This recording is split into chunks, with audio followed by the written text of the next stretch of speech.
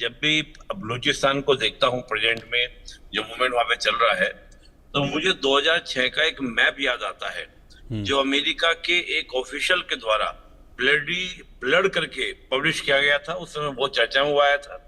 मैं नाम उनका भूल रहा हूँ कि जो अमेरिकन ऑफिशियल थे, जो गवर्नमेंट यानी कि मिलिट्री में शामिल थे अमेरिका के, उनका कहना ये था कि अगर हम इस रीजन के अंदर चाहते हैं कि पीस रहे, शांति रहे, तो हमको क्या करना होगा, जिस प्रकार की यहाँ पर मांगे हैं, चाहे वो बलूचिस्तान की मांग हो या ईरान के अंदर मांग हो, उनको हमको क्या करना पड़ेगा, एक्सेप्ट करना पड़ेगा।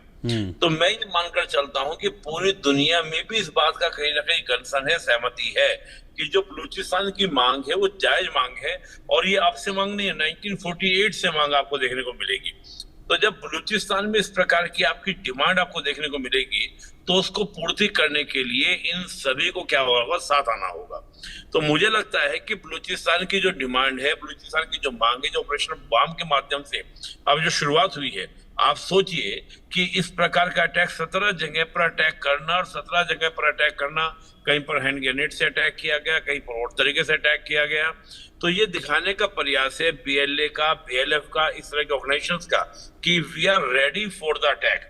यानी कि हम अटैक के लिए क्या है, रेडी हैं, हम अटैक के लिए क्या है, तैयार हैं, और हम कितनी भी बड़ी क्या कर सकते हैं, जंग लड़ सकते हैं, हम कितनी बड़ी क्या कर सकते हैं, लड़ाई लड़ सकते हैं।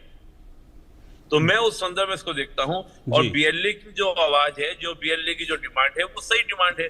उनकी जो डिमांड, इस प्रकार की बातें जो हैं, वो 1948 से वो लगातार इस बात को कहते आए हैं कि हम पहले क्या हैं, बलूची हैं, बाद में हम पाकिस्तानी हैं, बाद में हम लोग और तरह की अपनी पहचान की बात करते हैं। तो मैं इस बात को देखता हूं कि बलूचिस्तान की जो मांग है वो मांग जायज है। देखना ये है कि कब बलूचिस्तान आजाद हो और कब इस प्रकार के जो ऑपरेशन है, क्योंकि शुरुआत हुई ऑपरेशंस की, आगे और भी हमको देखने को मिलेगा कि बलूचिस्तान में और भी बहुत सारे ऑपरेशंस। बात यह कि अमेरिका जैसे कंट्रीज भी कहीं ना कहीं इस बात को मानते हैं कि बगैर इस प्रकार की आवाजों को, इनको संतुष्ट किए बगैर इस रीजन के अंदर पीस नहीं आ सकता। और ईरान के ऊपर अगर बड़ा अटैक करना है, तो बलूचिस्तान की इस डिमांड को मुझे लगता है कि कहीं ना कहीं अमेरिका को मानना भी पड़ेगा।